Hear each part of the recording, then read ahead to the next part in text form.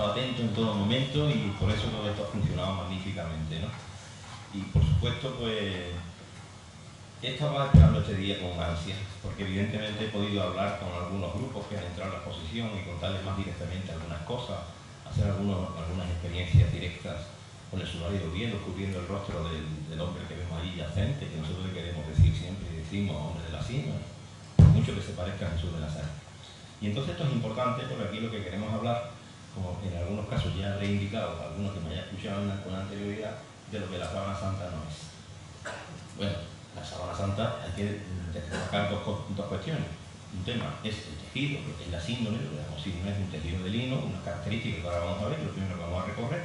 Y después hay otra cosa que vive misteriosamente en ese tejido y que no entendemos, pero que es la que le da importancia, la que le ha hecho ser signo de contradicción permanente y de disputa en muchos casos, y de ambición, incluso de interés posiblemente por destruirlo, que es la imagen. Esa imagen que vemos somática, que le llamamos, porque es la imagen de un cuerpo de varón perfectamente desarrollado, que aparece por la parte dorsal, por la parte frontal, opuesto por la cabeza, y que bueno, y que presenta politraumatismo y todo esto de lo que ya Alfonso el otro día habló en parte.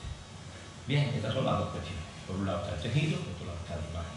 ¿Qué se puede estudiar fundamentalmente? El tejido, sus características textiles, la técnica de fabricación, cómo ha sido manejado, cómo ha sido torcido el hilo, en las fibras de ese lino, cómo ha sido todo eso. ¿Qué es lo que cuesta trabajo estudiar? Pues lo que no es materia.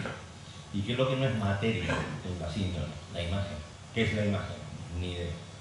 No tenemos ni idea. Se ve muy bien y da mucha información, evidentemente. Si no, no habría sido posible restituir el cadáver, porque lo que vemos abajo en la sala, en la gran sala que tenemos dedicada a la arte y ciencia, es la restitución del cadáver. Los retratos son como retratos robots que salen de esa especie de fotografía, entre comillas, que tienen muy pocos detalles aparentemente, pero que encierran un mundo de detalles. Yo diría que un universo de detalles.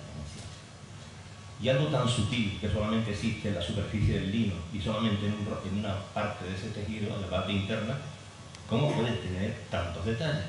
¿Cómo puede tener codificada información tridimensional? ¿Cómo puede tener también imágenes de lo que hay debajo de la piel? Estructuras óseas, órganos, etcétera, etcétera. Estas son las características que tiene extrañas, misteriosas, que la ciencia no tiene explicación alguna. Son características físicas y características químicas, también las tiene, pero son totalmente incompatibles con las características físicas. Y las características físicas a su vez son totalmente incompatibles con las características químicas. Por lo tanto, en ciencia no sabemos qué puede darse en el universo donde la física y la química se contradigan. Ni idea. Bien, vamos a empezar a ver imágenes, porque sí que hay una buena colección de imágenes, que es lo que queréis ver todos. En principio, esto, bueno, pues simplemente poner las cuestiones. Tenéis en el panel central la presentación de la exposición, detrás automáticamente vemos el principio y el fin. Vemos el fin de la vida de este hombre, de Jesús de Nazaret, como personaje histórico, no cabe duda que vivió, que existió y que fue crucificado. Eso es una cosa que está en la historia. No hace falta que hablamos los evangelios, los historiadores de la época, incluso Flavio Josefo lo recoge, y otros historiadores más. En definitiva, nadie tiene duda de que su vida terminó en el Calvario, en el Gólgota. Pero después su cuerpo pasó a ser enterrado, cosa que es una anomalía en cualquier crucificado histórico. Los crucificados no tenían derecho alguno, ni siquiera la familia tenía derecho a hacer nada con el cuerpo.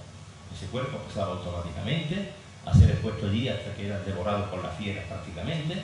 Servía de escarmiento a todo el que entrara por allí y vieran lo que los romanos hacen con el que aquí se pasa un poquito.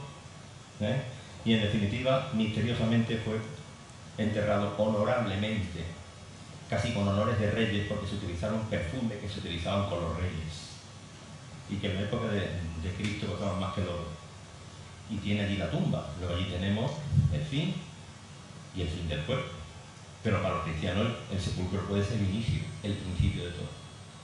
Y como testimonio de ese sepulcro o tumba vacía, que es el gran misterio, sus discípulos encontraron la tumba vacía, solamente tenemos dos lienzos, que lo menciona el Evangelio de Juan. Ahí fijaron un párrafo del Evangelio de Lucas que nos dice: algunos de los nuestros fueron al sepulcro y lo encontraron todo como las mujeres habían dicho. El cuerpo no estaba y los lienzos estaban allanados, vacíos. La mortaja intacta y el cuerpo no estaba allí.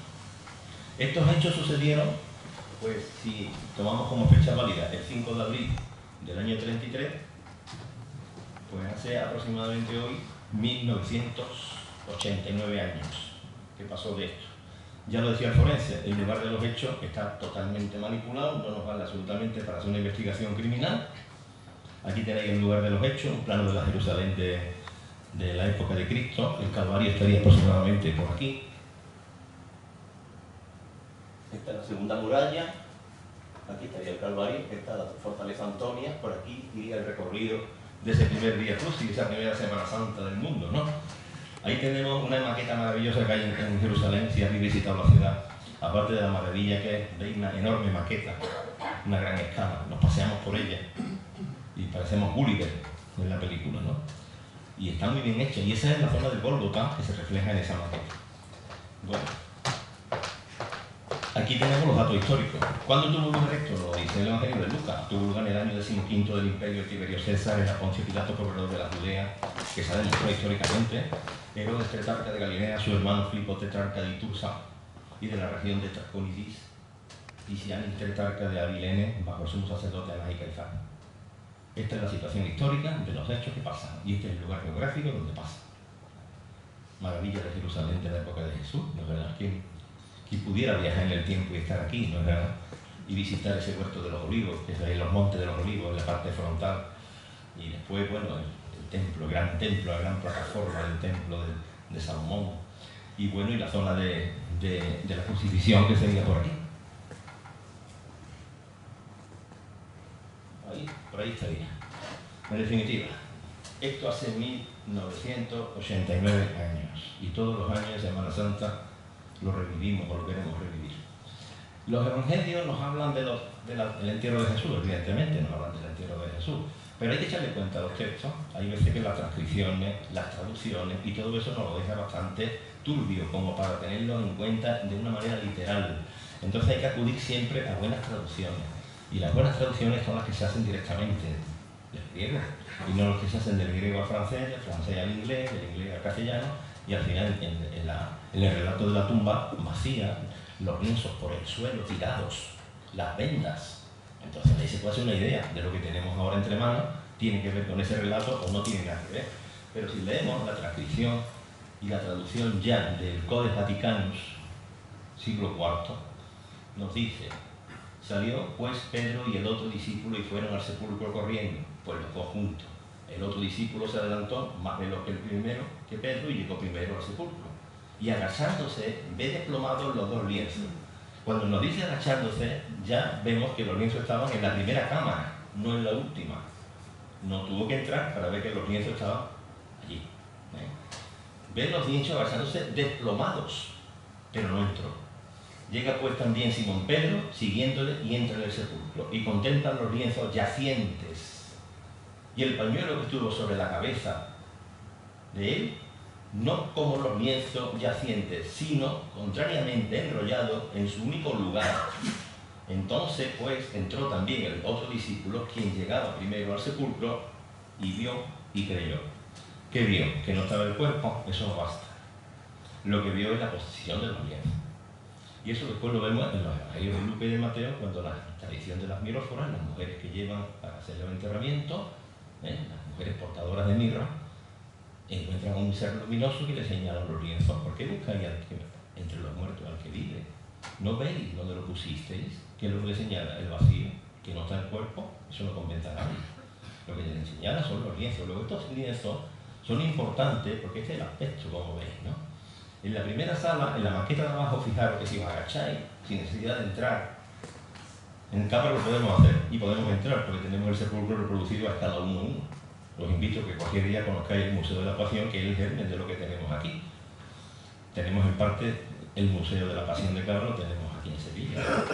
Bueno, pues esto es lo que podéis comprobar. No hace falta entrar para ver que el cadáver ya no estaba allí y que los lienzos tenían un aspecto peculiar. Eso es lo que representa, fijaros, los iconos del día de la resurrección, del domingo de resurrección. Lo que nos representa los iconos de tradición oriental. No representa a ese Cristo resucitado, como lo hacemos aquí en Sevilla, saliendo de una tumba de suelo, con un ángel que parece que le ayuda a correr la piedra, sale con una especie de algo por encima, que no sabemos si es una sábana, si es un paño, si es una vestimenta. ¿eh? Y bueno, eso puede ser una ascensión, no tiene por qué ser una resurrección. En Occidente lo representamos de otra manera, pero en Oriente lo representan de una manera que, fijaros qué curioso, nos indica lo que había pasado. Bueno, las características del objeto textil, bueno, muchos habréis oído hablar de la sábana santa, es un lienzo muy grande, fijaros, 4 metros 42,5, 4,42,5 por 1,13. Pero si eso es ahora, cuando se restauró en el 2002, pero si esto lo traducimos a codo judío, son 8 por 2, más o menos, 8 por 2. Fijaros, no hay ni siquiera décimas de codo. El codo es una medida que también tiene un valor simbólico muy importante para los judíos. El sudario son 2 codos, 2 codos. Lo hemos deducido por lo que le cortaron, porque sabemos que le cortaron unos trozos, como no puede ser de otra manera en cuestiones de reliquia, porque es que la poseía, tenía el poder de tener la reliquia y con eso también conseguía medios.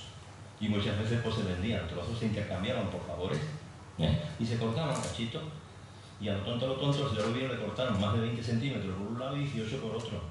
A la cintura también le faltan trozos, como podéis comprobar. Solamente uno pequeñito es el que le falta, que se fue cortado en el 88 para el radiocarbono. Esta sarga de lino, el lienzo levantino, en espina de pescado, es muy curiosa, muy poco vista y muy elegante y muy de gente pudiente. Además, el hilo, o sea, la fibra está contorsionada en Z, que da lugar a un tejido bastante más fino. Por lo tanto, es un tejido que procedía probablemente, si es de la época de Jesús, que parece que por el tejido no cabe duda, pues procedía del Imperio Romano, era de importación. El sudario de Oviedo, curiosamente, que se asocia también a este lienzo, también tiene torsión en Z. Está tejido en tafetán, la fibra perpendicular entre sí, ahora vais a verlo aquí, veis la diferencia que hay, el sudario de Oviedo lo tenéis ahí marcado a vuestra izquierda. Bueno, sí. Yo con la pizarra siempre tengo el lío de la derecha y la izquierda. Pero bueno, ahí veis la sábana santa, la veis las manchas de sangre, las manchas de lo que es imagen. Aquí hay imagen, hay unos colorines por ahí, algunas fibras, bueno, eso es la imagen. Está en las fibras superficiales. Yo pongo siempre el ejemplo, este fibrazo tiene vello, ¿no? Pues imaginaros que mis vellos se ponen de punta, ¿no es verdad? Bueno, pues solamente hay información de imagen en las puntas de mis vellos. Esto, desde luego, si tuviera que serse desde el punto de vista artístico, sería casi imposible poner color solamente en la punta de mis vellos y no afectar al vello entero y a la piel. Pues bien, así, eso es lo que es. ¿Se puede explicar? Pues no, mire usted, no se puede explicar. El sudado de Oviedo no tiene nada de imagen, lo que tiene es mucha cantidad de fluidos, que ya lo explicó el otro día Alfonso. Y bueno, este es el telar vertical con pesa. Se han tejido en un telar vertical con pesa, se han blanqueado con saponaria. Ese tipo de técnica de tejido se utilizó prácticamente hasta el siglo IV después de Cristo. Del siglo IV después de Cristo en adelante ya se hacía de otra manera. Pero además estos tejidos también se hicieron en telares que utilizaron algodón, no lana. Eso quiere decir que apunta mucho a un telar judío, donde nunca se podía mezclar cosas de diferente naturaleza, porque sí, eran impuras. Y fijaros, si tiene algodón, en Europa no se tejió algodón hasta el siglo XVI. Por lo tanto, eso tiene que venir de más atrás. ¿De qué dónde? De Palestina, que sí se tejió algodón. Y además el algodón es una variedad de algodón que se da en Palmira. También de allí. Unas características muy peculiares, ¿no? Bueno, sigamos entonces con esto, porque lo importante es esto que queréis ver. Esta es la síndrome, son 2 grandes problemas los que nos presenta. Y 2 grandes problemas, ¿por qué? Porque tiene otra cara. Cosa que no sé si habréis visto alguna vez la otra cara de la síndrome. ¿Cuál es la otra cara? Me refiero al anverso o al reverso, como le queramos llamar. El reverso es la parte que está en contacto directo con el cuerpo y es la por la que entra la sangre y por la otra cara sale la sangre. La imagen solamente entra por la cara interna. No existe en el otro lado. Cuando la iluminamos con transiluminación, la luz atraviesa el lino limpiamente y solamente lo obstaculiza la sangre y la cera, que son manchas de cera importantes que tiene la tela. La imagen que obstaculiza la luz no, para nada, no existe. En transiluminación desaparece. Igual que desaparece cuando le damos la vuelta, lo que vemos solo es la sangre. Bueno, y que sepáis que por la parte de atrás, tan importante, con la misma medida que tiene la otra, no se ha estudiado todavía. Nada. Por lo tanto, cuando mucha gente piensa que la sábana santa de Turín es el objeto más estudiado en el mundo, es mentira total. La sábana santa de Turín solo se estudió 5 días durante 120 horas por un equipo científico multidisciplinar impresionante, de más de 30 personas. que no eran sindonólogos. Cada uno tenía su actividad en un centro de investigación, en un laboratorio, de lo importante. Muchos tuvieron que renunciar a muchas cosas, incluso a las dudas, incluso a lo que muchas veces se tiene. Haga usted el favor de no, yo tengo ya mis ideas, haga usted el favor de no molestarme con hechos. Eso no lo han llegado a decir nosotros algunos científicos. Mis ideas, ¿cuáles son? Que esto es falso. Luego haga usted el favor de no perturbarme mis ideas que yo tengo ya totalmente claras, no me moleste con hechos. Eso nos lo han dicho a nosotros. Bueno, pues muchos fueron, a pesar de todo. Ya entraremos en ese tema después. Bueno, pues la sábana tiene unas marcas muy importantes, que además son muy claras, porque son las que dejan incendios. ¿Qué incendios? Pues sabemos históricamente, por los datos que tenemos, que hubo dos importantes incendios. El más espectacular fue el del año 1532, que sabemos cómo estaba la sábana plegada, porque fue lo que provocó todas estas manchas, bueno, manchas de agua, porque le echaron agua, gotas de plata fundida, donde estaban introducidas, se cayeron sobre el tejido, lo perforaron y crearon esta especie de superficies triangulares tan famosas y nos dejan dos marcas en los bordes. Perdemos los brazos completamente, prácticamente nos quedan los brazos perdidos, los hombros perdidos, tenemos antebrazos y manos solamente, y gracias a Dios. Y bueno, y hay huellas de otras quemaduras que son anteriores a 1532. ¿Y por qué son anteriores? Porque las pintaron los artistas.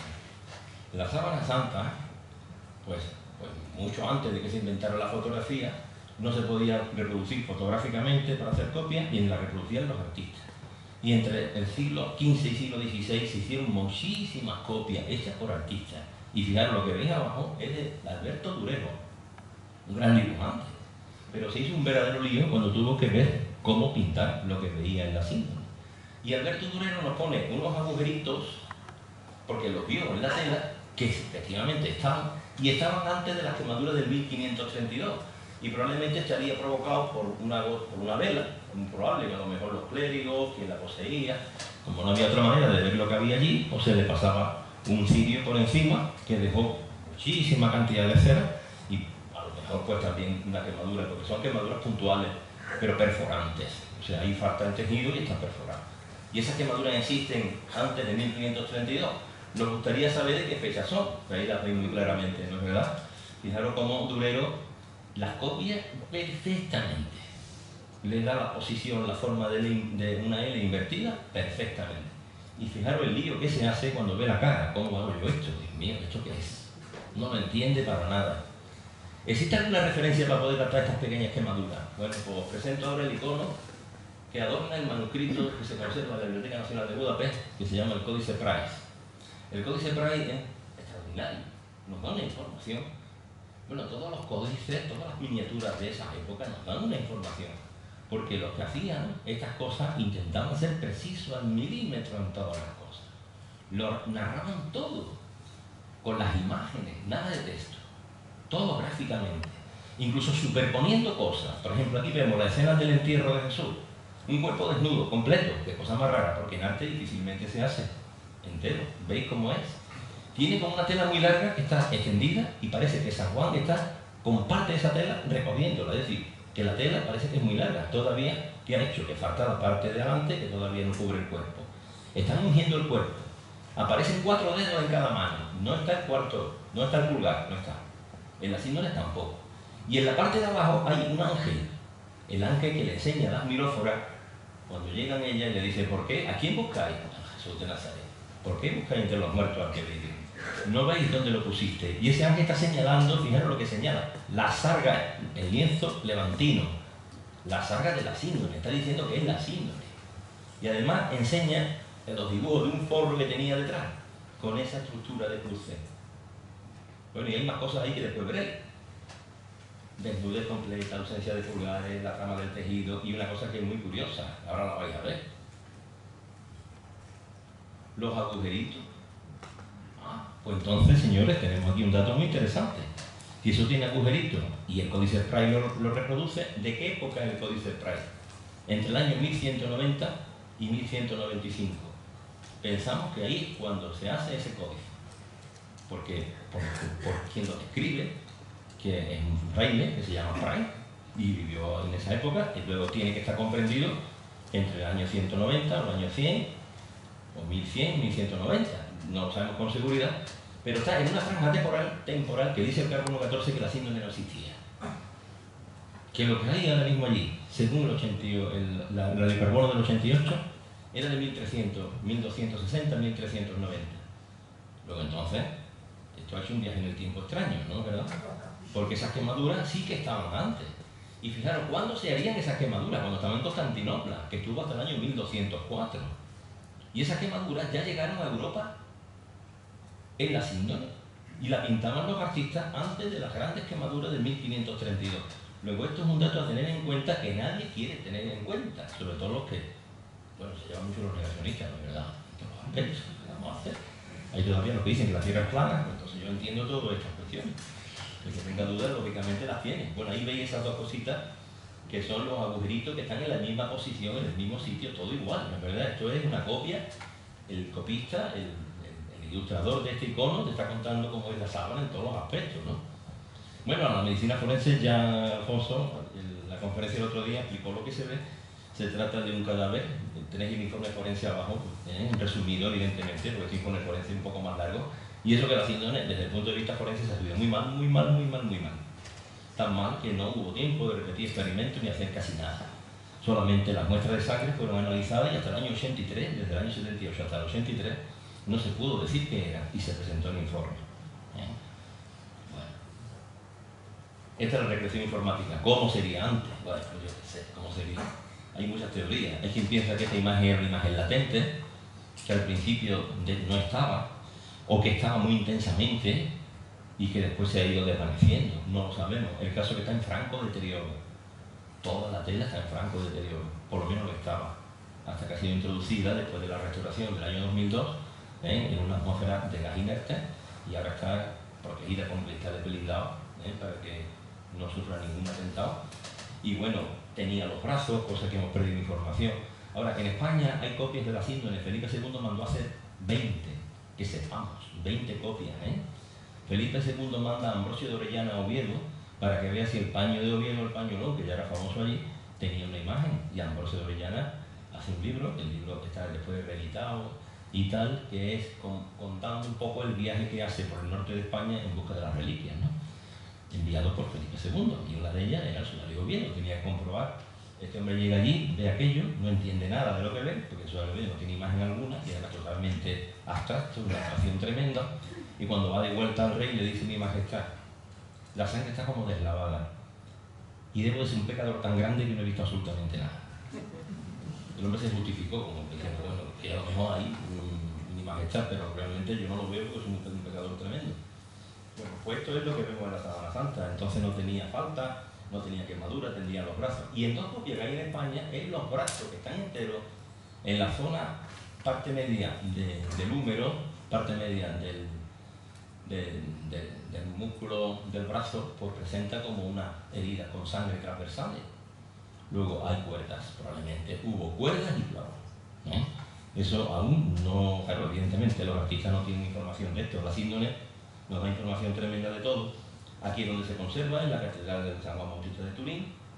Y bueno, aquí hubo un incendio en el año 1997 que por poca la destruye completamente. Y no estaba donde se cayó la cúpula, no estaba porque estaba en restauración la capilla y se había desplazado a la capilla real. Si no, pues estaríamos hoy hablando de que ese incendio había desaparecido completamente. Porque bueno, todavía han terminado hace poco la restauración. El incendio fue pavoroso, como veis, nos recuerda un poco a lo que vimos con Notre Dame, ¿no es verdad?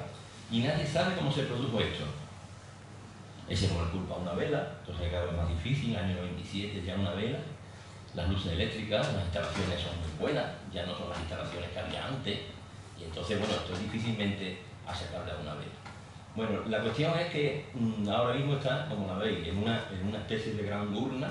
Lo que se ve allí en la capilla son fotografías, una reproducción incluso un poquito más pequeña y natural.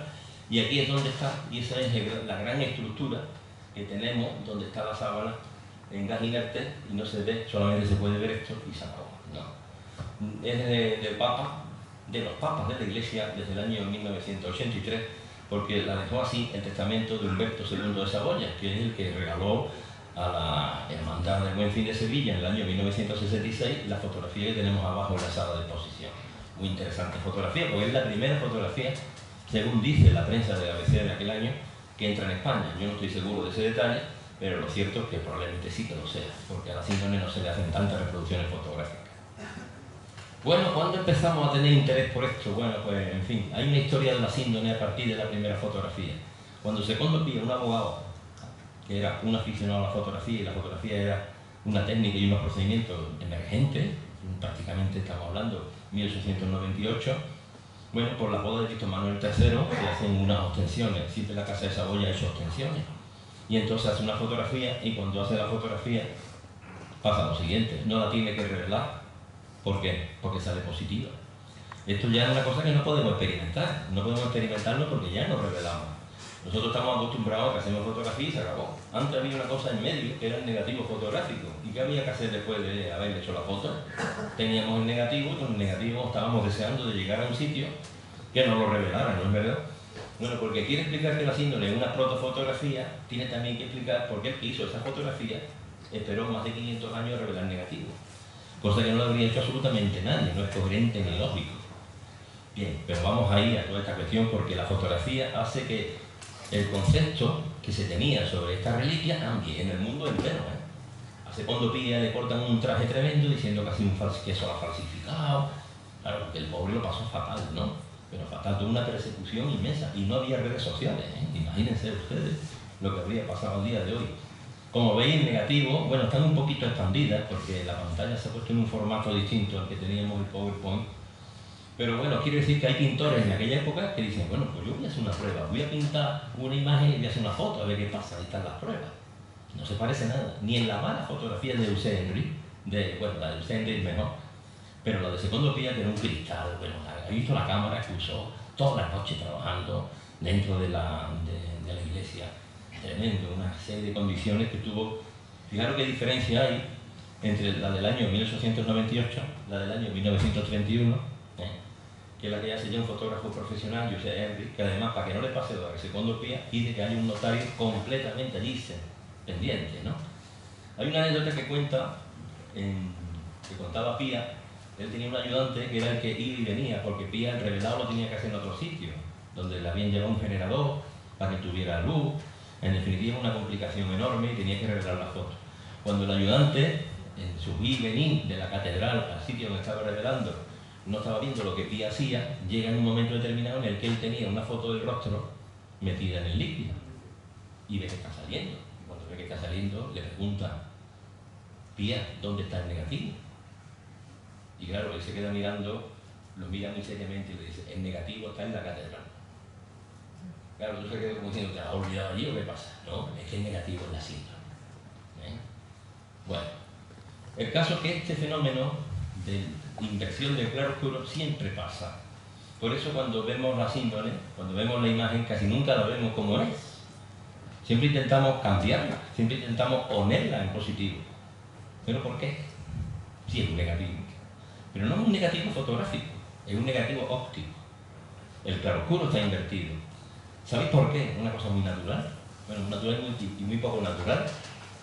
La imagen, la intensidad de la imagen es directamente proporcional a la distancia del cuerpo a la tela. Por lo tanto, donde los puntos están más en contacto con la tela, es más intensa, por lo tanto la nariz se ve oscura y no se ve luz. Es decir, que es lo contrario que el Durero decía. ¿Por qué la luz aquí no está en los salientes? Yo como pintor, si yo he dibujado, los que hayáis dibujado lo entendéis. ¿Quién va a pintar el claroscuro inverso? ¿Para qué? Imaginaros a alguien que quisiera haber falsificado esto en la Edad Media. Para las mentes de la Edad Media, ¿quién había querido pintar esto al revés? Nadie. Pero bueno, esto sigue pasando. Yo llevo unos años en el que siempre insisto en que ya está bien de darle la vuelta.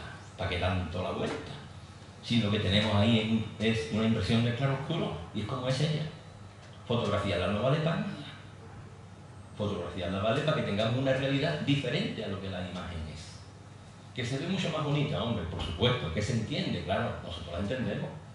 La entendemos porque ya tenemos una formación de lo que es el claroscuro.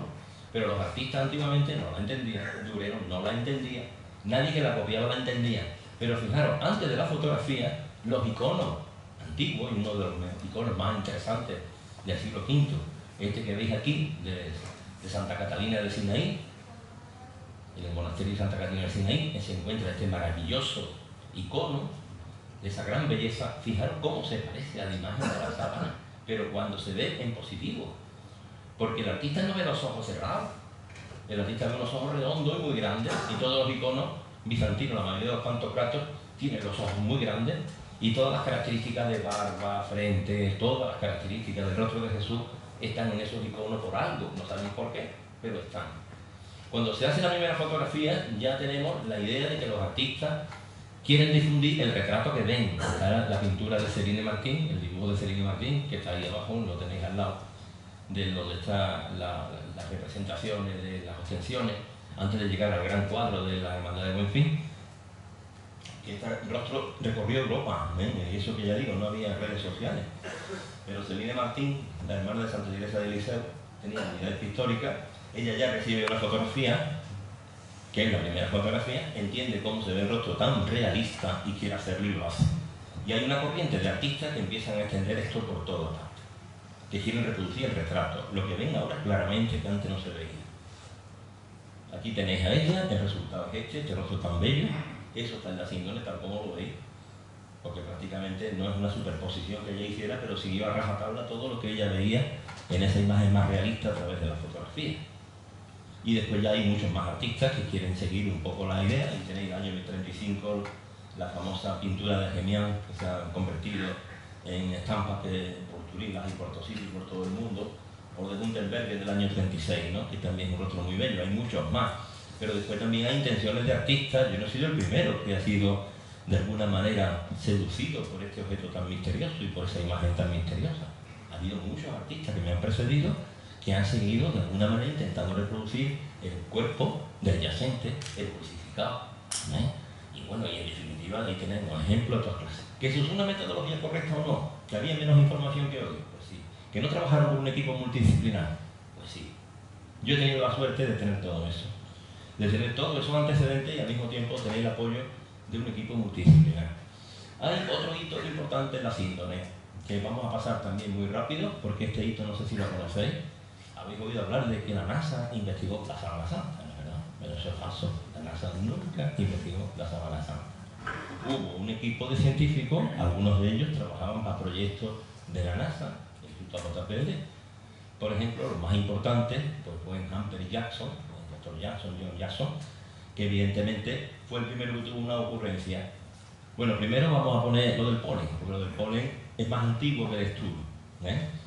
En el año 69 el suizo Max Frey, que era un criminalista de la policía suiza, bueno, pues le llamaron para que hiciera unas testificaciones que tenía que hacer de que se le estaban haciendo una fotografía de la Sábana Santa y él tenía que autentificarla, como perito que era de la Policía Científica de Zúrich, y tenía gran fama.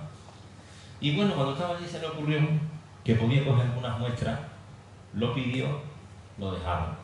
Cogió unas muestras y empezó a estudiar el polen. Toma muestras de la Sábana Santa en el 69 y después en el 73 y por último en el 78. Fijaros que pesado con las muestras. Así encontró más de 59 plantas, no encontraba 59. Hizo un montón de viajes, incluso a todos los lugares donde él pensaba que podía recoger flores y comparar esas flores y esos pólenes con los que había encontrado en la síndrome. Este hombre, el pobre, lo que pasa es que falleció y no le dio tiempo de publicar todas sus investigaciones, porque muere en el 83. Pero bueno, se han publicado de rebote, no él directamente, pero de rebote sí. Pero no sin controversia. Ha habido controversia importante, la tuvo con el director del estudio, que llegó a enfrentarse con él en el año 79, bueno, en el 78, cuando durante el examen vio que con un fiso que había comprado en una droguería de allí de abajo de Turín, un fiso de la marca Artata, estaba pues, pegándola al lino y llevándose el polen, pero también se estaba llevando más cosas y dejando goma. Y entonces hay una fotografía que nos enseñó John Jackson en Valencia, que está prácticamente casi comiéndose a este hombre, era un poco bajito, y Jackson es grandecito, se lo estaba casi comiendo, como diciéndole, como pongas y el fiso otra vez. Pero bueno, el caso es que el fiso también se llevó imagen, cosa que es realmente increíble. ¿Cómo es posible? El fiso se lleva imagen, sí.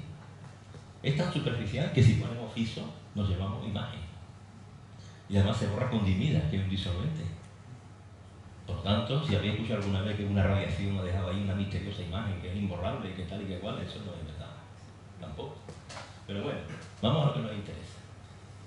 El polen está todavía en tela de juicio a lo que hizo Malfray. Estamos investigando el polen ahora con Marcia Boy, que es palinóloga de nuestro equipo, de la Universidad de Baleares, de Palma de Mallorca, y bueno, y estamos haciendo cosas importantes con el Sudario de Oviedo y investigando algunas de las muestras de Malfray, porque a través de un amigo las conseguimos en Roma, porque resulta que Malfray, cuando muere, la familia, todas las cosas que tenía del polen se lo da a un convento de monjas de Roma. Por casualidad, Marcia se entera, habla con Álvaro Blanco, que fue el que encabezó la organización de las exposiciones, ¿os acordáis?, de Anticuario, la que hicimos en el año 2013. Bueno, pues Álvaro Blanco era el que organizó esa exposición, es como productor de la exposición La Sábana Santa, ¿no?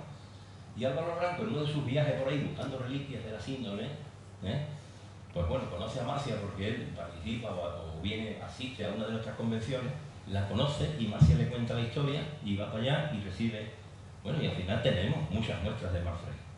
Y Marcia las investiga. Estas son las fotografías que hace Malfray de las últimas muestras que toma, donde él quiere reconocer el polen de una planta que le llamaba un cardo, Segophyllum tumoso. Aquí la tenéis. Pero esta es la fotografía de Marcia. Esta es la de Malfray y esta es la de Marcia.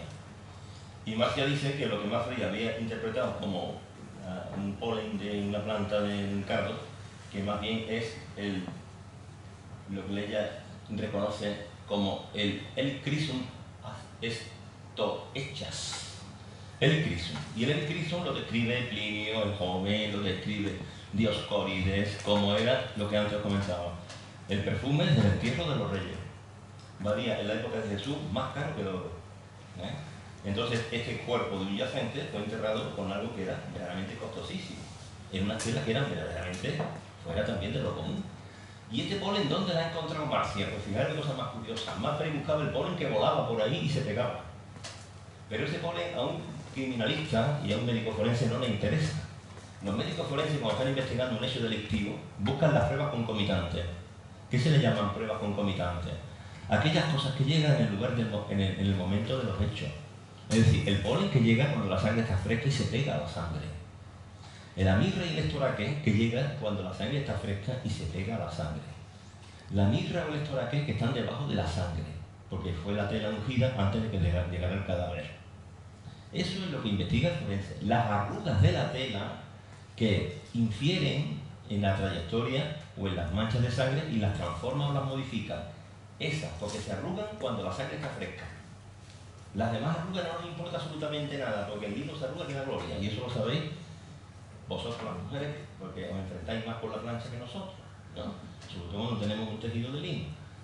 Bueno, eso es lo que hay que estudiar, pero Malfray no. Ahí, venga, vamos a ver, como si la sábana hubiera ido como una banderola arrastrándose por toda Europa y toda la península de Anatolia. Claro, pero eso no nos interesa. Busca usted el que está pegado a la sangre, el que está debajo de la sangre, el que forma parte de los hechos, no el que venga detrás. Y Marcia ha publicado estos resultados en una revista importante, que es la que tenéis ahí, de la University de Oxford. La revista se llama Archaeometry. Tenéis ahí cuando está publicado. Esa revista, para aceptarte una cosa, tiene, bueno, las revistas científicas cuesta mucho trabajo publicar. Entonces, ¿qué quiere decir esto? Que bueno, que esto es el Crisum. Si hay en el sudario, tiene que haber la síndrome un montón, pero la síndrome hay que investigarla y no nos vengan. Todavía estamos esperando que nos vengan. ¿Estará seguramente la síndrome? Pues puede ser que esté. ¿Qué es lo que provoca el estudio importante de la ciencia? De eso que hablábamos de la NASA. El hecho de que a Jackson, cuando estaban desarrollando el proyecto, estaban trabajando con el VP8, que lo había desarrollado Schumacher, el Instituto JPL, para el proyecto de la NASA, que era el proyecto Viking, pues resulta que eso tenía que leer las fotogrametrías que venían de Marte, ¿no? Entonces se utiliza un analizador de imagen que lo que hace es restituir esa fotografía y darle la topografía de lo que se ha fotografiado. Y te da las alturas y todo, es decir, una fotografía de 3 dimensiones, por decirlo de alguna manera, ¿no? Bueno, pues muy bien, se le ocurre. Tenía yo una fotografía de la síndrome, no sé por qué, si era porque a lo mejor la seguía de alguna manera. Él había leído en un libro que Paul Vignon decía que cuando se miraba la imagen de frente y en ciertas condiciones y a una distancia de 2 metros, daba la sensación que el cuerpo de esa figura era como si estuviera saliendo de una oquedad. Entonces se le ocurrió introducir la foto en el VP8 y el VP8, en vez de devolver una imagen extraña y rara, le devolvió una imagen tridimensional. Ahí veis ellos haciéndose una fotografía. Ahí tenemos a Jackson, que es el que no tiene las gafas, con Hamper en aquella época, año 77. Reproducen incluso eso en un control numérico de la época, en una especie de estructura de cartón, y lo que sale es una cara coherente perfectamente, que después es un retrato robot que modifica ya en Italia Tamburelli. Tamburelli le quita el ruido, todo lo que hacemos muchas veces. Esta foto tiene mucho ruido, vamos a quitar el ruido. ¿Qué ruido tiene lo que hay en la sábana santa? El ruido de las manchas de sangre, el ruido del tejido, el ruido de todo lo que hay. Todo el ruido. Yo muchas veces cuando he hablado de esto le he dicho a un alumno mío, ¿tú piensas que esto lo pudo pintar alguien? Si a ti te da una tela de saco, toda llena de arrugas, con una sarga, llena de manchas, de agua y tal, tú pintas algo ahí con definición y dices, hombre, no, yo voy a comprar una tela preparada, lisa, estirada. Hombre, claro, ¿quién pinta en un papel manchado y arrugado? Nadie, ¿no? Está claro, ¿no? Usamos entonces la punta fina para hacer detalles. Bueno, cuando se le quita el ruido es impresionante, fijaros, esto es impresionante. Esto lo hace el ordenador tranquilamente cuando se le quita el ruido. Si nosotros pudiéramos extraer la imagen de lo que es, donde está, extraerla, arrancarla de ahí y pasarla a otro soporte como si fuéramos restauradores de pintura mural, entonces sería impresionante. Y ahí estáis viendo la cara de un poseador, es lo que estáis viendo, una persona maltratada. Toda la parte derecha del rostro está tumefacta. Toda la zona de los caninos probablemente podría tener hasta dientes rotos, dicen los forenses. El cartílago nasal roto. Un ojo totalmente imposible de que pudiera ver con él. Le faltan mechones de barba. Pero todo eso se ve de una manera tremenda, simplemente con estas transformaciones que son basadas en lo que la síndrome te da. Esto es realmente increíble. Neno Bonosino, Tamburelli ya falleció, es el discípulo de Tamburelli, está trabajando ahora con cosas del sudario y está con la idea de poder quitar todo el ruido de la sábana, es decir, darnos una imagen que no tenga ni sangre, ni tenga ruido de sarga, de lino, para que podamos hacer algo. También es verdad que esto muchas veces se ha dicho, no, pero eso ya no pasa más. Si se hace una foto ahora no hay tres dimensiones. Sí, ahí también, claro. Aquí esto ha seguido haciéndose, veis las aportaciones de Ray Downing, ya de hace unos años, como hace unos estudios. Y fijaros, una imagen ecualizada. La imagen ecualizada es una imagen que establece un histograma. Tienen que ser imágenes sin color, imágenes monócromas, donde se quiere conseguir una distribución uniforme de los píxeles en función del equivalente del número de los matices de gris. El mismo número de píxeles para cada nivel de gris. Bueno, cuando se hace eso en una fotografía de la síndrome, fijaros qué pasa, a que se ve como en relieve. Pero cuando se hace con una persona en la síndrome, le veis normal, luz normal, y en la ecualizada la señora pierde como los volúmenes, y en la síndrome salen como los volúmenes. ¿Por qué? Luego esto sigue pasando, aunque se haya negado. No, esto pasó una vez. No, pasó una vez y sigue pasando y pasará. El Stur es del año 78 y se hace gracias a estas tres dimensiones. Es la única investigación importante, como ya lo he dicho. Aquí tenéis la lista, no lo vayáis a leer. Además que la letra es muy chica, aunque dice quizás haga más grande, pero fijaros, estos son todos los que participaron en el equipo de investigación. El norteamericano, porque después estaba el italiano, que también se sumaron a ellos, con voz y mando, porque para eso eran italianos. Vamos, en las fotografías que hay de la época es muy gracioso, porque están todos los alrededor de la mesa donde extienden la sábana, las monjitas las llevan, las extienden allí. Y entonces están los italianos, casi me faltaba poco para poner los brazos encima. Los pobres americanos, un paso atrás y con las manos atrás, como los niños cuando le decimos, no toques, va el niño, exactamente igual, los tenían condenados. Bueno, siempre han tenido una cosa de propiedad sobre esto, ¿no? Aquí tenéis lo que movieron en esa época para investigar. 5 días, tremendo, ¿no es verdad? Costó $1 millón mover ese equipo, entre el equipo, los traslados, los aeropuertos y los líos que hubo con esto. Si tuviera que contar todas las anécdotas de esto, que en el último congreso en el año 2012, gracias a Barry Schwartz, que era el fotógrafo oficial del grupo, que intervino y afortunadamente todavía vive, la cabeza le funciona muy bien, y a John Jackson, que también está muy bien todavía, que nos contaron algunas anécdotas, sobre todo Barry nos contaba algunas anécdotas de las cosas tremendas que tuvieron que pasar, ¿no? Cuando le canalizaron todo esto en el aeropuerto, cuando llegaron allí, en la aduana, ven el símbolo de radiación, ¡oh! Esto ha aumentado y esto no se mueve. Y tuvo que intervenir hasta el gobierno italiano, porque si no, es que de allí no sacan los aparatos, ¿no? Y menos mal que llegaron con antelación. Y ahora, como decía Jackson, y ahora nosotros tuvimos que cargar todas las cajas porque allí nadie nos ayudaba. Y fijaros el camión como es, bonito el camión. Menos mal que el equipo era grande. Y ahora tenían que subir a una planta y aquella planta, cuando llegaron allí, tenían que crear un laboratorio de fotografía y había un cuarto de baño allí que tenían que dejar oscuro. Imagínense ustedes el problema.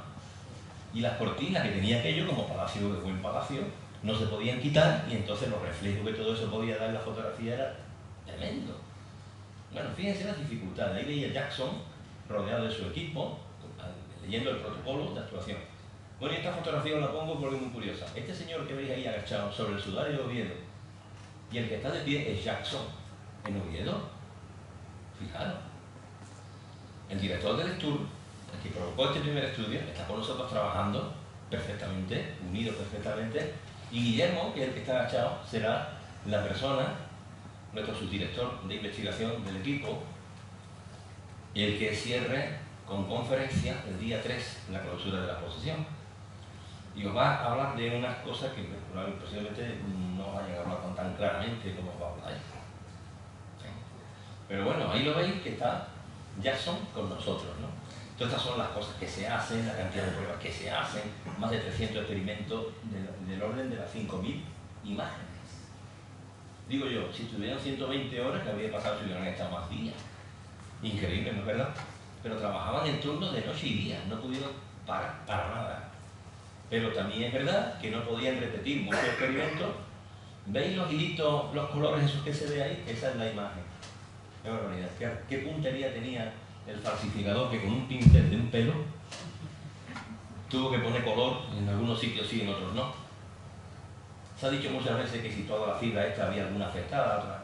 Hay fotografías que ya Jackson dice, probablemente, esto lo hemos dicho muchas veces, pero aquí puede haber artefactos, aquí puede haber cosas de los reflejos. Si no pudimos repetir la foto, cuando teníamos dudas de algo nos teníamos que aguantar, porque el objeto ya no estaba a nuestra disposición. Y eso es lo que mejor era un científico, evidentemente, no puede contrastar las pruebas, ¿no? Esa es la imagen, ¿ves eso? Esa es la imagen. Se ha dicho que esto es deshidratado, que eso es un quemado, que eso es una radiación. Nada, eso no es nada, porque esto no es nada, que es sustancia, con esta explicación. La luz transmitida, hoy la sangre no pasa, la luz no deja, vamos, la estructura sólida que llegan por contacto no deja pasar. ¿Veis la cantidad de sangre que hay? Baima Bolón fue el que identificó la sangre como el grupo AB. No ha sido posible identificar el RH, igual que tampoco ha sido el sudario de Oviedo, pero también el grupo AB. Ahí veis un glóbulo rojo, ahí veis la cantidad de sangre que se ha decapado y se ha ido decapando con los años, porque esto nunca se ha conservado de manera que pueda mantener la información. Se está perdiendo información y se ha perdido mucha ya. Pero hay una cosa importante. Algunas veces se ha dicho que esto puede ser una imagen térmica, es decir, que alguien falsificó, bueno, por decirlo falsificó, primero fabricó, para después falsificar. Fabricó un relieve, bajo relieve, muy bajo relieve, en bronce, de un cuerpo de un hombre, por delante y por detrás, a 2 caras. Lo calentó, no sabemos cómo, a 200 grados, todo eso que mide 4,42 por 1,13, y ahora antes de que se enfriara tuvo que ir poniendo una tela encima y apretándole a la tela, y cuidado que me quemo las manos, evidentemente, o cuidado que quemo la tela. Si fuera una imagen térmica, como se ha dicho más de una vez, si yo iluminamos la imagen con luz negra, la luz que habéis visto en la película de Cecil, que se ve las manchas de sangre, los fluidos, etc., resulta que cuando hacemos eso con la síndrome, la imagen no tiene fluorescencia, luego no es una chamuscadura. Solo tiene fluorescencia la sangre alrededor de la sangre y tiene fluorescencia la quemadura, nada más. ¿Y qué es lo que fluorece alrededor de la sangre? Porque como los coágulos están completos y no sabemos por qué, por lo que florece la albúmina sérica. Sangre completa, albúmina de suero, eso es fluorescente. Bueno, no siempre hemos podido encender una luz negra con el cuerpo que hay abajo. Tenemos la luz. Si nos da tiempo podemos encenderla después y vais a ver que el cadáver que hemos falsificado, que hemos restituido, también tiene fluorescencia alrededor de la sangre. Es un detalle simplemente gráfico que se ha querido poner y tampoco vamos a poner sangre de verdad, evidentemente. Pero bueno. Esta nota fue la que se distribuyó a la prensa en el año 81, donde dicen las conclusiones del estudio. Fijaros, la voy a leer porque es muy cortito. Podemos concluir por ahora que la imagen de la sábana santa es la de una forma humana real de un hombre azotado y crucificado. Como veis, son muy concretos. No es el producto de un artista, muy concreto. Las manchas de sangre están compuestas de hemoglobina y también dan una prueba positiva de albúmina sérica. La imagen es un misterio de en curso y hasta que se realicen más estudios químicos, tal vez por este grupo de científicos, tal vez por algunos otros científicos en el futuro, el problema sigue sin resolverse. Como veis, para estos científicos el problema no era datar si esto es del siglo I, si es del siglo tal, si es del siglo IV. No, el problema no es datar. El problema es explicar la imagen. Ese es el problema. Y si la imagen es medieval, el problema es más grave. Y si la imagen es de ahora, pues sabíamos reproducirla. Eso está claro. Hacen la prueba del carbono 14, ya sabéis los resultados, el informe que se da en el 88, el 13 de octubre, se comunica a la prensa, todo el mundo se hace eco de una noticia que no dice lo significante o no significante que era la prueba, ni los errores que se habían cometido, ni lo que habían hecho los laboratorios, que se portaban fatal. Tenían que guardar silencio, tenían que hacer la prueba del doble ciego, no ponerse en contacto y sin embargo se llamaban por teléfono. ¿A ti qué te ha dado? A mí me ha dado tanto, y ahora se pusieron de acuerdo para publicar. Esto es una cochinada. Después cuando dicen la Iglesia, ¿por qué no autoriza una investigación científica? Pues se tiene un pelo de los científicos. Ni un pelo. ¿Eh? Bueno, la cuestión es que la prensa directamente, la sábana es falsa. Vale. Bueno, eso todavía es más difícil de entender, porque si tenemos un montón de pruebas que van en una dirección y de pronto una se descuelga, lo que un científico jamás hace es tirar 300 o 500 pruebas porque hay una que ha dado un dato erróneo o que no va a favor de una dirección. Lo que se hace es estudiar por qué ha pasado eso. La prueba de carbono 14 así no le vino muy bien, porque a partir de ahí muchos se implicaron en decir que esto es del siglo XIII-XIV, o cómo se hizo. Muchos. Muchas veces se pensaba que estas pruebas iban a cerrar la boca de muchos. Bueno, no. Lo que hizo fue abrir muchas bocas y muchas intenciones de seguir estudiando, y entre ellas la de este hombre que era uno de los más rebeldes que iba a Turín. Porque decía, tenía cierta amistad con Jason y no se pudo negar, Ray Rogers, profesor de química, bueno, es un doctor en química, especialista en termoquímica y por supuesto era creyente. Bueno, como vamos a ver, es que esto de creyente o no creyente, ¿qué tiene que ver lo que yo crea con hacer ciencia? En un impedimento, si yo tengo fe para hacer ciencia, entonces las facultades de ciencia tendríamos que decir, señor, demuestren usted que usted no cree en nada, ¿vale? Si no, aquí no entra. Es un obstáculo ser creyente para hacer ciencia. Lo que es un obstáculo es no ser objetivo. Eso sí que es un obstáculo. Bueno, pues este hombre era de los que decía, todo esto y todo esto, para llegar allí en 5 minutos, ver la pintura y tener que recogerlo. Bueno, pues el hombre se murió y seguía trabajando y estudiando porque no entendía por qué aquello no era una pintura y por qué empezó a encontrar cosas que no tenían explicación. Y él, cuando precisamente salió la prueba de radiocarbono, fue cuando dijo, aquí tengo yo que investigar por qué esto ha salido mal. Publica este artículo del estudio que hace de la zona de radiocarbono y de trozos que no habían destruido los laboratorios, sobre todo en Arizona, que decían que lo habían destruido completamente, mentira, se guardaron trozos. Lo que pasa es que, claro, Ray Rogers tenía allí un gran amigo, Bob Villarreal, que Bob Villarreal también era discípulo suyo y que de hecho estuvo en el Congreso del año 2012 en Valencia y nos explicó los estudios que sigue haciendo de Ray Rogers. Ray Rogers llegó al límite, publicó y murió, año 2005. Antes le mandó una carta al padre Carreira, miembro de nuestro equipo de investigación, tristemente fallecido hace unos años, en el que le contaba lo que él pensaba de todo esto. Y en ese artículo queda muy claro por qué la prueba radiocarbónica da un resultado anómalo, sencillamente. Después tenemos la restauración del año 2002. Como toda restauración, pues lógicamente se intenta evitar las tensiones de todos los remiendos que tenía. Fijaros qué cantidad de suciedad debajo de los remiendos. Fíjense que ustedes, por ejemplo, tienen un tejido, le hacen un remiendo en el año 1534 y lo guardan hasta el año 2002, sin sacudirlo, sin limpiarlo, sin esperarlo, sin hacer nada, porque ¿cómo puede estar aquello? Durante todo ese tiempo se estaba doblando, plegando, enrollando en un cilindro, extendiendo, estirando. Bueno, pues fijar la cantidad de cosas, cantidad de corpúsculos y trozos de sangre que se había desprendido de las manchas grandes, se habían ido quedando allí. Bueno, eso es tremendo lo que hay allí. Esa información ahora mismo está toda metida en botecitos. Fijaros Hombre, todos estamos acostumbrados que cuando hay una restauración decimos, ¿la han dejado blanca? ¿No es verdad? Nadie está conforme. Prefiero hecha oscura. Bueno, pues mire usted, hay una pequeña diferencia. Mire usted, si no, ¿para qué puñeta hemos hecho la restauración? ¿No es verdad? Claro, pues claro que hay una diferencia. Y la diferencia es que ahora parece que se ve peor la sangre y que se ve un poquito más claro la imagen. Pero bueno, también es verdad que esto hubo una discusión enorme en Turín, porque gente de científicos, que también estaban un poco al margen de lo que hicieron allí, porque ahí seleccionaron quién entraba y quién no entraba, estuvo 35 días en restauración. Bueno, eso es quizás el tiempo récord que estaba haciendo en poder de un equipo de restauradores dirigida por Frederick Lemberg, una gran especialista en tejidos en toda Europa. Ha trabajado en el Louvre, ha trabajado en el Museo Británico, la mejor para hacer lo que hizo. Se eligió a la persona adecuada, con un gran equipo. Pero claro, otros que estaban fuera, que no pudieron entrar, dijeron que se habían pasado. Que habían aspirado de la cuenta, que no sabía, que ahora lo que habían hecho es rebujar y mezclar todas las pruebas, claro, no se iba a poder hacer nada. Bueno, una polémica que ha durado y dura, como toda restauración. Esta polémica dura hasta que la gente se lo olvide. Afortunadamente, hay cosas buenas. Se le han quitado tensiones, se le han quitado los remiendos, se le ha quitado suciedad. Como toda restauración, algo bueno hace.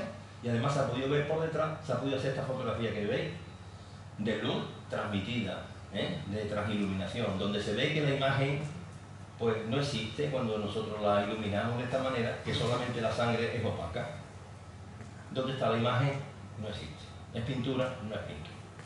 Aquí veis el rostro por detrás, esa cara que nunca se ha visto, la parte del anverso de la tela, la parte externa, la parte interna, y la fotografía de la parte externa, donde ahí lo que vemos, no vemos cara. Ahora, claro, si nos ponemos a darle vuelta, lo mismo vemos cara, porque ya estamos lógicamente influenciados, ¿no? Decimos, pues si veo yo cara, ¿no? Hay que ver tu sangre. Y esa cara tiene tanta sangre que sus manchas se parecen a la cara. Lógicamente, no es verdad. Y no solamente había sangre, había muchísimo sudor, también humedad de todo eso, y sangre también que procedía de vía respiratoria, como lo explicó muy bien el otro día. Bueno, y hay otra cosa tremenda, que es esto. Vamos a ver. Ya hemos visto cosas especiales. Información tridimensional. Vale. Bueno, puede ser fruto del azar, ¿no? ¿Verdad? Pero, ¿y por qué se ven los dientes? Si os fijáis bien ahí en el bigote, ahí vemos cada pieza dental con sus alveolos correspondientes. Se ve el cráneo. Lo que estamos viendo es la calavera. Es como si fuera una radiografía. Se ven perfectamente los pómulos, los huecos, las concavidades de las órbitas de los ojos, la nariz perfectamente y lo que hay debajo del bigote. Y esto, esta mano, ¿veis la mano? Hay una manchita de sangre, veis la salida del clavo por la entrada, no lo sabemos, por el carpo, por la muñeca, por la parte de la mano, como dijo muy bien Alfonso. Y aquí tenemos esto, ¿veis eso es el dedo gordo? ¿Lo veis? ¿Por qué se ve si está debajo? Si está debajo, ¿por qué se ve? No lo sabemos. Luego, ¿la imagen qué es? Pues mira, hay dos posibilidades. Cualquier manera de generar una imagen en algo, o bien añadiendo, como hacemos los artistas, o bien haciendo una cosa reactiva, como se hace en fotografía. A un soporte que se le aplica una capa de algo que es fotosensible, se proyecta una imagen que para que se proyecte necesita ser iluminada, porque una fotografía es fruto de la luz que refleja un objeto. Del objeto no sale luz. Nosotros para fotografiar algo, a no ser que tengamos una cámara infrarroja o térmica, tenemos que iluminar. El objeto refleja luz, esa luz incide y se combinan los rayos de luz y reproducen el objeto. Porque ese soporte tiene una preparación que hace que esa información sea absorbida de alguna manera. Solamente hay dos formas de generar una imagen. Entonces la imagen puede ser aditiva o puede ser reactiva. Vamos a ver las pruebas. Intento de reproducirla. Aquí tenéis las reproducciones que se hacen tanto desde un punto de vista como de otro. Las pinturas son aditivas. ¿Funcionan? No funcionan. Porque ninguna pintura se parece a lo que se ve. Un artista pinta y cuando pinta se contorna. En la imagen no hay contorno, no hay direccionalidad. Un artista cuando pinta, el pincel tiene una direccionalidad. Allí no hay direccionalidad. Y al mismo tiempo nada deja, porque ya sabéis que la luz la atraviesa. La imagen no pasa a la otra cara. Las pruebas con cadáveres se han hecho muchas. Empezó Giudica Cordiglia, después siguió el doctor Romante, después siguió un Romanese, que ha sido de los últimos, en el año 2008. Con cadáveres de mujeres la hizo Giudica Cordiglia, con otros tipos de cadáveres, pero siempre con pelo largo. En definitiva, intentar a ver si la vaporigrafía, que es una de las teorías que había, por el contacto de los amoníacos, la urea y todo esto, y suelo fisiológico, y mirra y aloe, con un entorno húmedo y una tela por encima, ese cadáver dejaba ahí algo que no fuera señales de putrefacción, que es lo que pasa si lo deja más de 3 días. Y esa imagen, además, si se produce por contacto, genera una distorsión que no existe en la cinta. Y tiene una característica, como veis, no se parece nada. Después está el experimento de Garda-Shelley, que es el experimento químico que bueno, no entiende nadie, por lo menos yo no lo entiendo, como un químico pretende hacer una imagen frotando con pigmento y ahora para envejecer los pigmentos lo mete en un horno. Señor químico, ¿usted no sabe que los minerales tienen miles de años? ¿Para qué quiere envejecerlos más, hombre? ¿Dónde se quiere llevar la imagen? Bueno, pues este señor, por muy químico que fuera, hizo esta tontería para tener algo de, no sé, de notoriedad. Desde luego la prensa salió. Pero si comparáis el original con lo de Garda-Shelley, veis que no tiene nada que ver, que es un horror, el otro tiene contorno, es feísimo, no lo hizo a doble cara, y a doble cara a la vez, sino en una sola cara. Siempre que se ha intentado reproducir esto, nunca se ha hecho con la totalidad del problema, sino simple parcialmente, nunca se llega a nada. Fijaros los frotis con pigmento, como salen.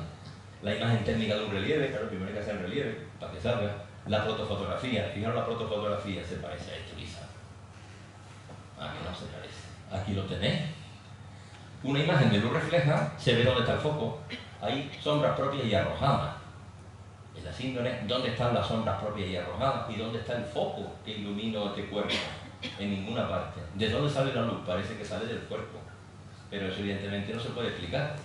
Porque si sale del cuerpo tendría que salir en dos direcciones diferentes, colimante y radiante, para tener enfoque e información de la distancia. Y eso no puede pasar jamás. Una cosa, o es un láser o una bombilla. La bombilla radiante y el láser colimado.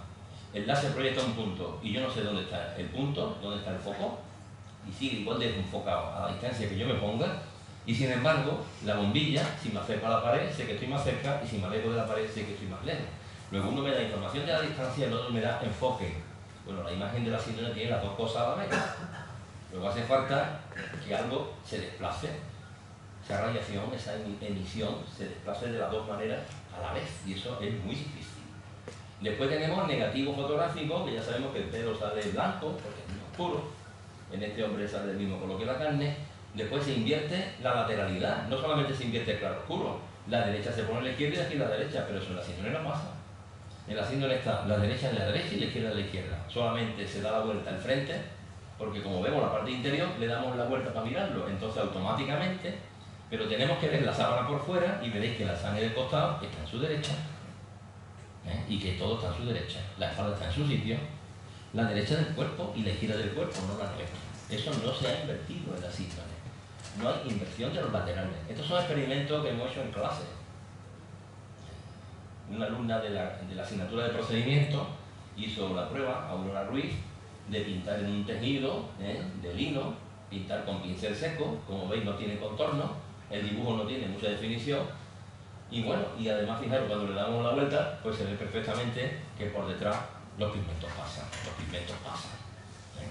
Aparte de esta tela, se le echó por encima agua. Si hubiera habido pincel seco, evidentemente todo se habría difuminado.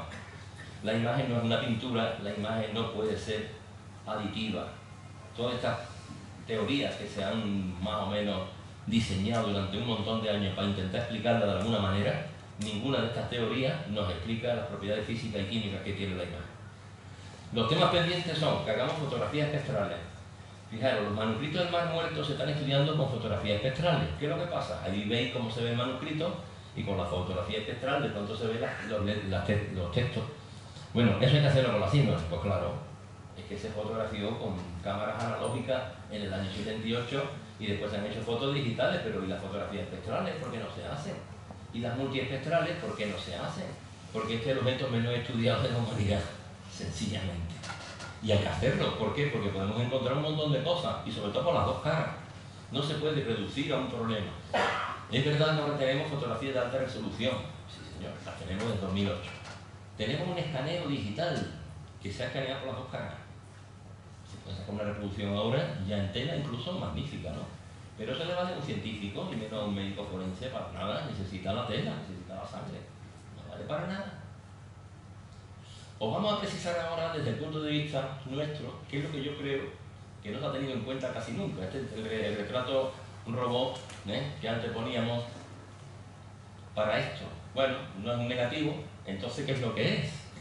Vamos a ver. Si aceptamos que tiene información de la distancia, luego tiene información codificada tridimensional. Si aceptamos que el claroscuro está invertido, esto es la única definición que tiene hoy, para mí clarísima como escultor que soy, es molde. Luego la imagen es el vaciado del cuerpo que estuvo envuelto ahí. Dejó una información tal que si nosotros rellenamos eso, conseguimos el positivo. Esto es lo que es un molde. Aquí tenéis el molde. Vais a ver ahora el efecto que tiene un molde, que es, ¿habéis visto? De pronto le damos la vuelta en una tridimensionalidad paradójica. Viendo el negativo parece que estamos viendo el positivo. Ahora cuando lo ponemos al revés, ¿a que seguís viendo el volumen? Claro, pero está un poco raro, ¿verdad? Claro. Pero eso es lo que es la imagen. El negativo. Ahí lo tenéis. Eso es lo que es, sencillamente. Entonces, ¿para qué la vamos a transformar? Ahora estoy haciendo superposiciones con el negativo. Me quedo con la sábana. No la transformo en una foto. Yo quiero la imagen que se ve. Me da igual que tenga el claroscuro invertido, pero si es un vaciado. Entonces, las superposiciones con fotografía me dan más exactitud. Porque quiera que no hay curvaturas que cambian. Aquí tenéis las superposiciones del vaciado. El molde lo he digitalizado en 3D y ahora utilizo la malla de polígono del vaciado ese, la utilizo con fotografías de la síndrome, que ya tengo codificada la información 3D. Se me va a comportar como si fuera mi malla de polígono. Entonces intento ahora sacar la combinación de esas dos cosas. Y la verdad que lo que sale es muy interesante. En fin, el sudario de Oviedo es una cosa con la que quiero terminar esto, que creo que os vaya a quedar un poco asombrados. El sudario de Oviedo, ya Alfonso habló ayer, o anteayer, habló de él en su conferencia y vimos cómo se lo puso a un esqueleto que teníamos aquí, cómo se utilizó, cómo se parece enormemente la información a la que hay en la síndrome, cómo se pueden cruzar y podemos casi decir, señores, que por las evidencias que se han encontrado a nivel forense, a nivel de antropología física, casi un juez podría decir que esos dos se envolvieron al mismo cadáver y se utilizaron con el mismo crimen. En momentos diferentes, pero en algún momento estuvieron juntos esas dos telas con el mismo cadáver. Nunca pudieron estar juntos sin cadáver, o en el lugar donde se cometieron los hechos.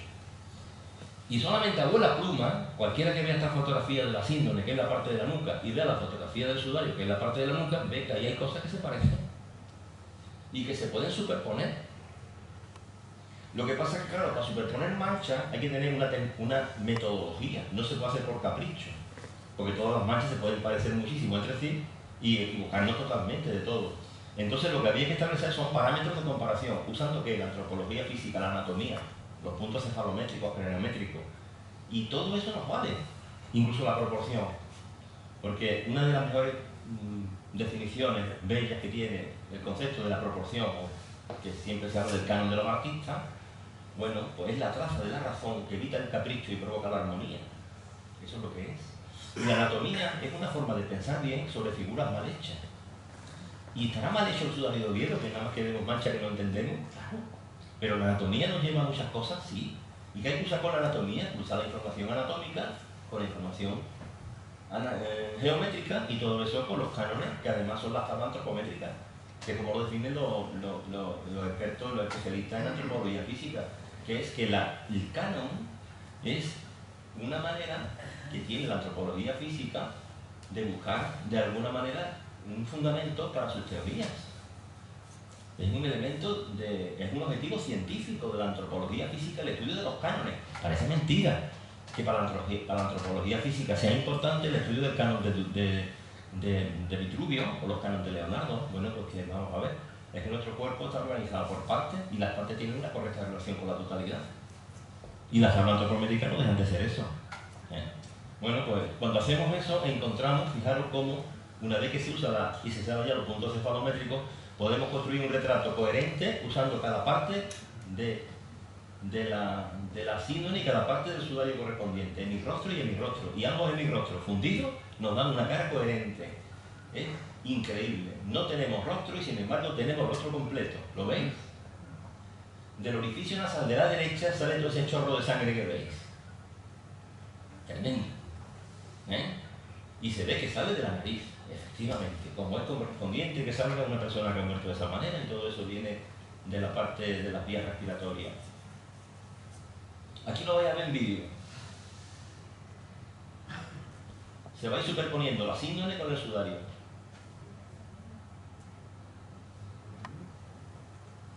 Poquito a poco, ¿veis los puntos? Llega un momento en que desaparece la síndrome y lo que la sustituye es el paño, el sudario. Y veis, hay puntos, por ejemplo aquí, en la síndrome hay 3 puntos de sangre. ¿Lo veis? En el sudario una gran mancha. ¿Por qué? Porque el sudario llegó antes y se llevó toda la sangre que había y cuando llegó la síndrome ya no estaba. Pero las heridas están en el mismo sitio. Después hay otra parte aquí que también quiero que la veáis tranquilamente. ¿Ven lo que hay en la síndrome? Ahora fijaros lo que hay en el sudario. Lo mismo, lo mismo, lo mismo, lo mismo. ¿Eso cómo puede ser? Si una cosa está en Turín y la otra está en Oviedo. Han tenido historias distintas, vienen de leyendas diferentes. ¿Por qué es posible esto? Bueno, pues eso es lo que es verdaderamente increíble. Ahora la nuca. Ya, lo de la nuca es verdaderamente espectacular. Como el racimo de pelo atrás, donde fue cosido el sudario, están las manchas en el mismo sitio y forman las manchas en alas de mariposa. Ahí fue donde se cosió el lino. Y a partir de ahí se puso en la cabeza. Puede ser el sudario de Oviedo, el sudarión que menciona Juan 27, puede ser. Ahí, estas son las posturas que os explicó el otro día Alfonso Sánchez. Bueno, los vídeos de las conferencias se están grabando, ¿no? Y una de nuestras ideas es que tenga a disposición, por lo menos de los socios del mercantil, que tenga a disposición, igual que las películas que tenemos que están corriendo en el proyector, en el monitor. Y bueno, y en un momento determinado, bueno, quien se la haya perdido, en un momento determinado puede asistir a ella. Como que es muy importante conectar lo que se dijo el otro día a nivel de medicina forense con lo que estoy diciendo hoy, con lo que dirá Guillermo el próximo jueves.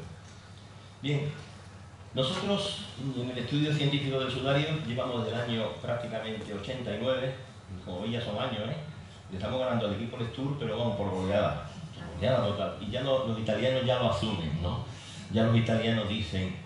Nosotros pensamos que Villaro solamente era escultor, como Mattei, pero nos damos cuenta de que es muy diferente. Eso les ha costado unos cuantos años decirlo, ¿no? Pero bueno, es que Mattei fue el escultor que hizo una de las esculturas que están en el Museo de la Síndrome de Turín, ¿no? Bien, sí, pero vamos sin metodología, bien. Bueno, en el sudario hemos averiguado tantas cosas y una de ellas es esta, fijaros, el lino, volvemos a las arrugas. A que el lino reproduce muy bien las arrugas durante muchos años. Nosotros veíamos una serie de arrugas que parecía que iban todas confluyentes a un vértice en el sudario. Nos llamó la atención porque esas arrugas inferían con la sangre, por lo tanto llegaron en el momento de los hechos. Quiere decir que inmediatamente de su uso, cuando estaba la sangre fresca, a esa tela se hizo un nudo en alguna parte y el nudo sabemos dónde está. ¿Por qué? Porque las arrugas lo indican. Si le seguimos las líneas esas hasta que converjan en un punto, sabemos que el sudario lo han cortado en un lado 20 centímetros y al otro lado 18, entonces mide 2 codos. 2 codos. Qué curiosidad, ¿no es verdad? Bueno, en el año 94 se puso esto en el primer Congreso Internacional de Oviedo sobre el sudario y unos años después tenemos noticias de que existe una paráfrasis del Evangelio de Juan escrita por Nono de Panápoli en el Alto Egipto, siglo IV después de Cristo, y fijaros cómo es la paráfrasis de este autor, un autor extraño del cual hay varios nonos, no sabemos cuál nono es. Además que no lo mismo escribe esto que escribe las dionisíacas, que es totalmente pagano. Pero bueno, es capaz de las dos cosas, de las dos posturas. Siguiendo detrás llegó Simón e inmediatamente entró. Vio los lienzos juntos en el suelo vacío y la tela que envolvía la cabeza, con un nudo en la parte de atrás de la melena. En la lengua autóctona de Siria se llama sudario, sudarión en griego. no estaba con los lienzos funerarios, sino que estaba ampliamente enrollado, solo en sí mismo, torcido en un lugar aparte. Esto es verdaderamente increíble. Cuando nos dieron noticia de esto, digo, bueno, entonces el sudario de Jesús de Nazaret tuvo un nudo como el sudario de Oviedo, evidentemente. Lo que no podemos decir que es el mismo. Pero vamos a ver en qué podemos apoyarnos para decir que es el mismo. Porque no sabemos si el hombre de la Semana Santa es Jesús de Nazaret o un crucificado honorable de otra época. Bueno, vamos a ver cómo podríamos unir esto. Pues vamos a ver, si vemos por ejemplo las ilustraciones de la iconografía de la resurrección de Occidente, vemos que no nos dan ningún dato de cómo eran los paños funerarios, no hay ninguna explicación. Los evangelistas son muy parcos, las traducciones ya que se hacen ya más actuales son, pero como veis no tienen nada que ver. Ahí no se ve la tumba, no se ve la tumba vacía, se ve el resucitado con los durmientes, un ángel, y aquí vemos la representación de un Cristo resucitado muy parecido a la iconografía de la imaginería, ¿no? Pero sin embargo, si nos vamos a la iconografía de Oriente, la tradición ortodoxa de la Iglesia de Oriente, la cosa cambia. Prácticamente desde el siglo II después de Cristo, después del siglo V, siglo VI, siglo X, siglo XI, hasta incluso la tradición carolingia, tenemos unas representaciones donde sí se ve el relato de la tumba vacía, como lo importante era que no estaba el cuerpo, no se ve a Jesús salir de ninguna manera. Lo que hay aquí es un ángel que señala el vacío. Hay un ángel que nos señala los lienzos. Y fijaros cómo aparecen nudos. ¿Y por qué aparecen nudos? Bueno, esto es una selección nada más que de iconos, donde nos cuenta anudado, enrollado, todo eso. Algunas veces aparece una tela nada más, chica, otras veces aparece una tela grande y una tela chica, por lo tanto ya son las dos de Juan. Y esta es una de las más impresionantes. Fijaros el sudario con el nudo y la sábana se ve. Y entonces, esto es un templo, un templete, en la construcción de Constantino, que es lo que había allí, efectivamente, donde está el edículo ahora. Y aquí tenemos, esa es espectacular, porque ahí no se ve que exista una síndone, ahí se ve que solamente... Tengan ustedes en cuenta una cosa, que una de las telas tenemos la teoría por la historia, por la personalidad histórica, que el sudario permaneció en Jerusalén hasta el año 614. Que de allí salió huyéndole a los persas de Correo II cuando invaden la ciudad. ¿Y por qué se lo llevan? Porque los persas buscaban la reliquia, porque de hecho se llevaron un trozo de la cruz que después fue recuperado por otro emperador ya cristiano de Roma. Entonces, hay un momento en el que los que pintaban iconos o hacían relieve, como este que está, este es un relieve de marfil que está en el Metropolitan de Nueva York. Bueno, pues no tenían constancia de que hubiera una tela grande. Ellos veían que había una tela chica y que ese nudo permaneció en esa tela años, años y años. Probablemente llegó incluso a Oviedo con el nudo. Y fijaros que aparece el nudo. Ahí está el nudo. Ahí está el nudo. ¿Lo veis? ¿Por qué? Lo que dice Nono de Panápolis, pero que en el sudario está el nudo también. Ahí lo tenéis. Y en el Códice Braille, que tanta información nos da, fijaros en este detalle. ¿Qué hay ahí? El sudario. El sudario. Con el nudo. Entonces, ¿es el sudario de Jesús de Nazaret? Entonces, si esto es cierto, estas telas, ¿dónde pudieron estar juntas? En ningún lugar del mundo pudieron estar juntas que no fuera la tumba de Jesús de Nazaret, cuando el cuerpo no lo hallaron. La tumba vacía. Y la pregunta ya no es, lógicamente, ni para el cristiano, ni para el creyente, ni para el no creyente, es para el público en general. Todos los que entremos en esta exposición, cuando nos enfrentamos con ese retrato primero, que es el que nos preside aquí, la pregunta es, como él les dijo a ellos, Mateo 16:15, ¿no? ¿Y vosotros quién decís que soy yo? Aquí tenéis a Ratzinger. Fijaros, muchas veces nos dicen, no, pero la iglesia os ayuda, la iglesia está, no está. Fijaros si está, que esto es de noviembre del año en el que él fue papa, nombrado papa en abril, porque fue cuando falleció Juan Pablo II. Él, teniendo interés por lo que estábamos estudiando el sudario de Oviedo, pidió que lo visitáramos en Roma, les daba una audiencia privada al equipo de investigación. Ahí veía a Juan Manuel Rodríguez Almená, que es el presidente del Centro Español de Sindonología y también miembro del EDICE.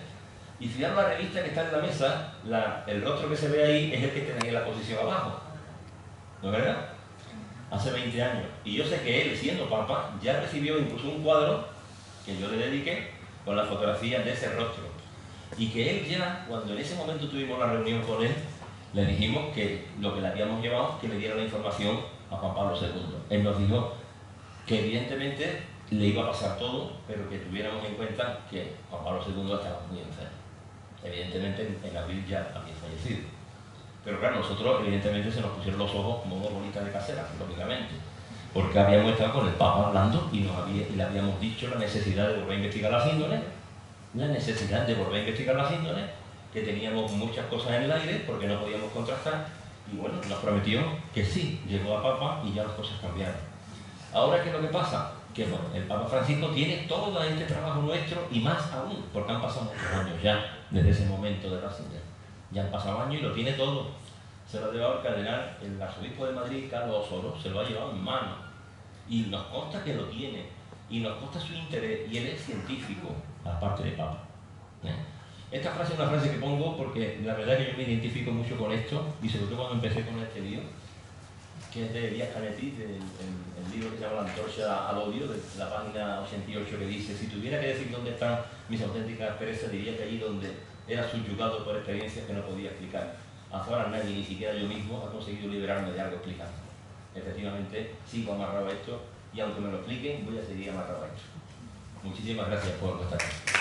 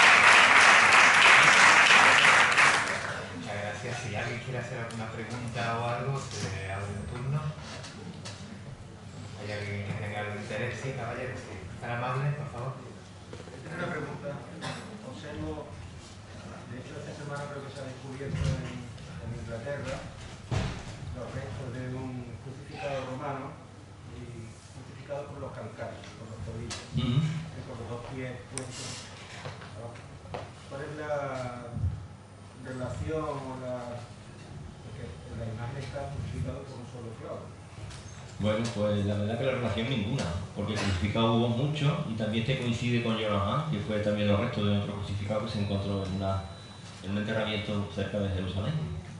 Y bueno, realmente crucificar era un poco caprichoso. En un momento determinado sabemos que con Flavio Josefo nos cuenta, en la historia de la guerra de los judíos, nos cuenta que hubo un momento en que se acabaron las maderas para crucificar y se crucificaban a la gente en los árboles, en los olivos, en cualquier parte. Y entonces el verdugo pues, tenía que adaptarse a la circunstancia del palo y poner los clavos donde le parecieran, talones, sitios donde verdaderamente pudiera ejercer una fijación que no se fuera removible con facilidad, claro, para que no se le escapara, ¿no? Entonces la mejor manera es, por supuesto, si atravesamos los calcáneos, estamos atravesando un hueso que tiene un grosor y evidentemente queda tan fijo el cadáver allí que casi le tienen que cortar los trozos para poderlo enterrar, y el clavo no se lo pueden sacar, como pasa con los restos estos de Inglaterra y con los restos de Jonathan.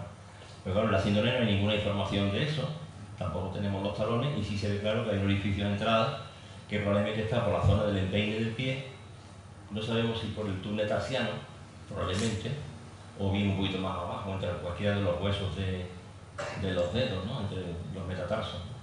Entonces, bueno, eso a nosotros nos interesa relativamente, no tiene nada que ver con la síndrome, puesto que lo que nos da la síndrome es una información totalmente distinta. Y eso que al final tampoco podemos averiguar mucho, porque al no tener las heridas y el cadáver no podemos saber si el clavo era poligonal, si era redondo, si entró por un sitio o salió por otro, porque eso también es verdaderamente relativo.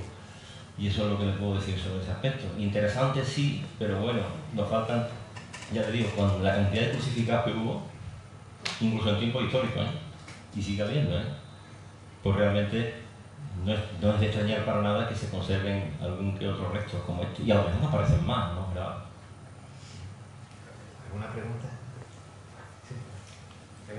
Es posible que por la cosita de abajo, que originalmente la imagen a simple vista visual y por los iconos, porque cuando uno se enfrenta a la imagen que ha reproducido de la Semana Santa de Cristo, realmente lo identificamos rápido, porque vemos algo que lo tenemos ya como un icono realmente que es, pues sí, tiene el pelo largo, y a lo largo de la historia, en todo el arte, se ha visto todos esos rasgos. O sea, que pasamos a mejor de una época donde se hacía el buen pastor o tal, y hay un cambio radical en esa época. Sí. Los primeros cristianos, es posible que la imagen era a simple vista visual, se veía lo que hay hoy en día con la fotografía y que se va perdiendo con el paso del tiempo. No, la imagen siempre se vio como se ve, y por eso los iconos nunca te lo representan muerto, siempre te representan los ojos muy abiertos, ¿no? ¿Dónde aparece la primera referencia para que haya, o dónde está el modelo, decirlo de alguna manera, en el que hace que se pongan de acuerdo artistas de diferentes lugares, como de pronto, a partir del siglo V, siglo VI, todos los artistas se ponen de acuerdo para pintar a Jesús de Nazaret de la manera que lo conocemos? Es decir, hay una unicidad en el rostro de Jesús de Nazaret que, o casualmente, o porque la síndrome fue el modelo, se parece al rostro que vemos allí, pero muchísimo. Y ese es el gran problema que tiene la sábana. Por eso mucha gente dice que, claro, es normal que se parezca porque un artista ha hecho que se parezca. ¿Por qué? Porque los iconos son antes que la síndrome, o las síndromes son antes que los iconos. Entonces, claro, esa es un poco la cuestión. Por eso, en la exposición de abajo, hablamos del mandilio, porque el mandilio es la única tradición legendaria, a través de dos apócrifos, siglo III, siglo IV, escritos en siriaco, que nos hablan de que el rey Adrar V recibió una imagen a esquiropoietos, es decir, no hecha por mano humana, que era de un rostro, de una tela doblada en 4 partes, cuatridiplón, tetradiplón, que ganaba batallas, o sea que era un objeto físico, que el Justiniano II manda a acuñar sólidos áureos, que es una moneda de oro, donde reproduce el rostro de la Sábana Santa, en el año 625. Es decir, que estamos hablando ya de que ya en ese momento, por aquí, circulaba entre Oriente y Occidente un modelo único de rostro de Jesús de Nazaret. Por supuesto, nada parecido de los primeros tiempos. Entre el siglo I y el siglo III, lo que aparece es un dios griego o un dios romano. Y con el pelo corto, imberbe. Sabéis que la simbología es la que más se hace, porque el hecho de la imagen no se lleva tan bien. Crucificada, por supuesto, intentamos que no, porque la maldición de la cruz hay que olvidarla. Y entonces, eso es lo que pensamos. La posibilidad de que la Sábana Santa, probablemente, lo que hoy veneramos y estamos investigando, sea lo mismo que llegó a Edesa, a la región esta del sur de Turquía, pues prácticamente en la época de Cristo, porque sabemos que Adrar V, lo cuenta Eusebio de Cesarea, se escribió con Jesús de Nazaret. Por lo menos Eusebio de Cesarea y la monja Egeria vieron las cartas, y en la historia eclesiástica de Eusebio de Cesarea está recogida la carta y el texto entero de esa carta. No la creemos o no lo creamos, es muy bonita la carta, es muy bonita la respuesta de Jesús, muy bonita la carta que le escribe Adrar y la respuesta de Cristo. Pero lo mismo es una cuestión legendaria adornada por la historia, porque claro, esto pasa como siempre, cuando hablamos de que la Sábana Santa no tiene documentos, ¿y de qué nos extraña? Si tiene casi 2000 años, ¿cómo va a tener documentos? Si hay muchas imágenes de Semana Santa que el autor anónimo tiene que ser un tío que hizo una obra pródiga, porque hay muchas obras que no sabemos ni de dónde vienen. Estamos acostumbrados a que una obra del siglo XVII o XVI no viene con un papel debajo del brazo, no viene. El mismo Cristo de Pasión no viene con el papel de Montañés. ¿Por qué lo atribuimos a él? Porque un contemporáneo de él decía que esta gran imagen no puede ser de otro que no fuera el dios de la madera, Martín de Montañés. Y ya está, y nos conformamos con eso y lo discutimos. Entonces aquí demostrar que todo esto viene de allí es difícil, pero hay toda una serie de elementos históricos, iconográficos, aunque muchos son de legendarios, tradiciones, historias que se han contado, que se han ido deformando, que se han ido adornando, que se han ido completando, es verdad. Hay muchas cosas que están deshilachadas un poquito en la historia esta, ¿no?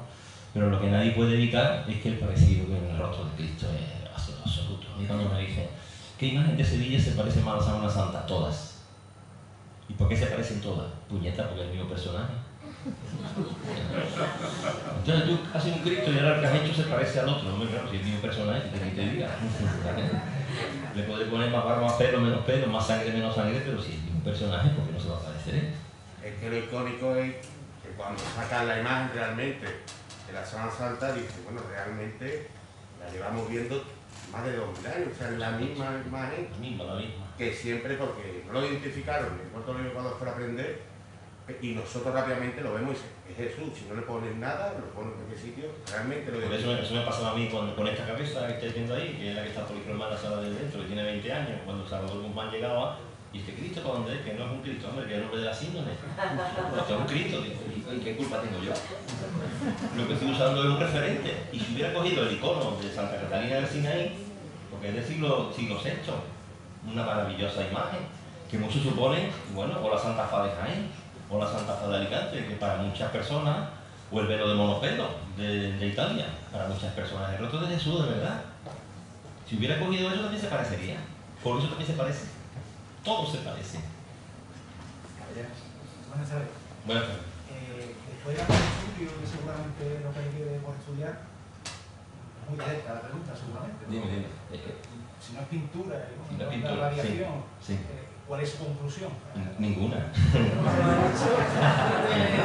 No puedo tener conclusión, puesto que no puedo explicar nada. Es decir, vamos a decir, la imagen no se puede sustanciar. Es decir, desde el punto de vista de la ciencia se puede hablar de lo que puede medir en un experimento de laboratorio y de lo que puede reproducir a través de ese experimento.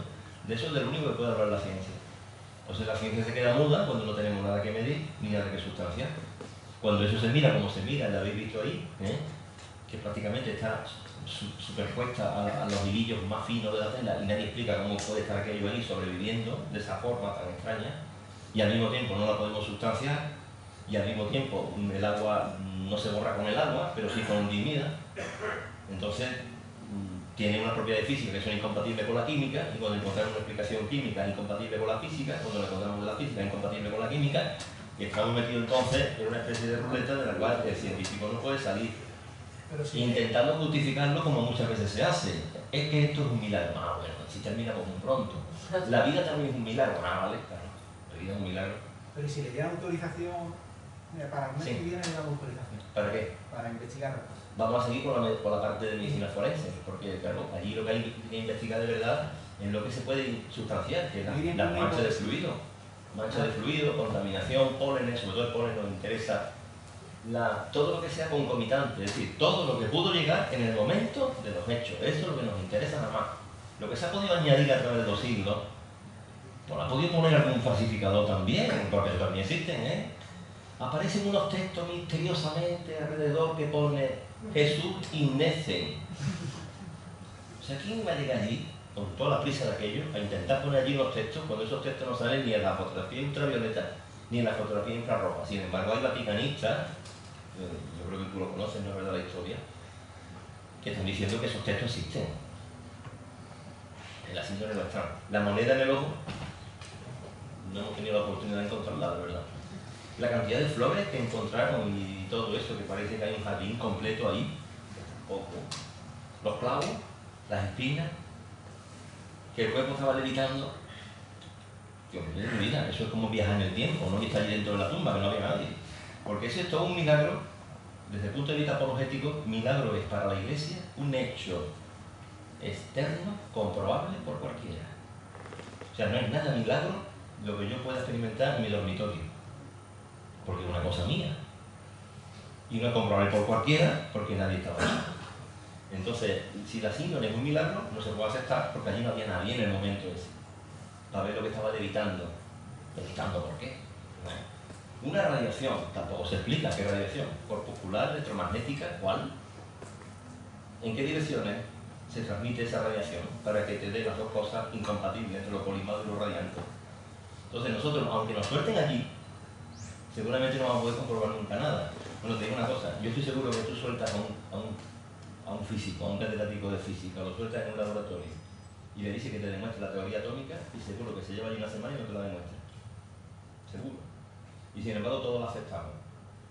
La aceptamos en contra de nuestros conocimientos y de nuestra experiencia y en contra de nuestros sentidos, que nos dice que esto es sólido y por eso mi mano por aquí no pasa. Y sin embargo sabemos que no lo es y lo aceptamos. Y estamos tan tranquilos. Luego en esto, por mucho que nos dejen estudiar, nunca vamos a averiguar qué es la imagen, a no ser que de alguna manera misteriosa, rara, yo qué sé qué. Ahora, algunas veces me han dicho, hombre, con la mecánica cuántica, lo mismo podemos transmutar a alguien, es decir, mandarlo como los viajes estos, cuando desintegraban el cuerpo de Poe y de esta gente, y se iban de un sitio para otro, y a lo mejor se deja un retardo, si lo hacemos, o sea, si cogemos un cadáver, lo metemos en el lienzo, con toda la sangre y con todas las cosas, y de pronto decimos que ese cadáver se vaya de allí y se vaya a otro sitio. Lo mismo, si eso lo conseguimos, la desintegración alfa, ¿eh? Eso existe en mecánica cuántica.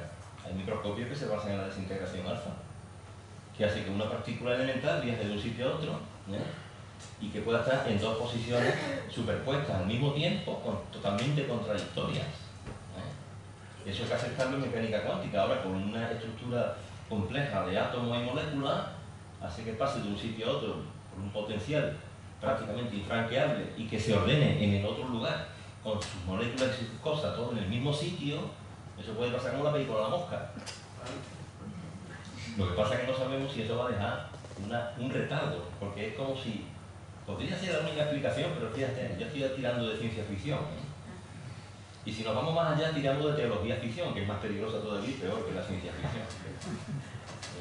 Doctor Joan, una pregunta. No, yo me permito decir que actualmente la Iglesia está conforme en el estudio de la Sábana Santa y también de otro lienzo, que también, vamos a decir entre comillas, milagroso, que la NASA se ocupó también de él, que es el famoso tilma de Guadalupe. La Virgen de Guadalupe. Hay alguna realidad de fe que solo la fe puede explicar, pero también la ciencia hoy más que nunca son necesarias, porque la expresión de Lucas que dice nada imposible a Dios, en realidad la Sábana Santa y Guadalupe son expresión que todo es posible a Dios. Todo es posible. Conocí el milagro del cojo de Calanda. Es el milagro más certificado que existe, el del cojo de Calanda. Le cortan la pierna y la pierna se encuentra. Y unos años después aparece con la pierna de la noche a la mañana, tranquilamente, y certifica que es la misma pierna, los cirujanos que la han cortado, porque tiene una herida en el talón que le provocó un perro cuando era pequeño. Y el enterrador va al sitio donde enterró la pierna y la pierna no está allí.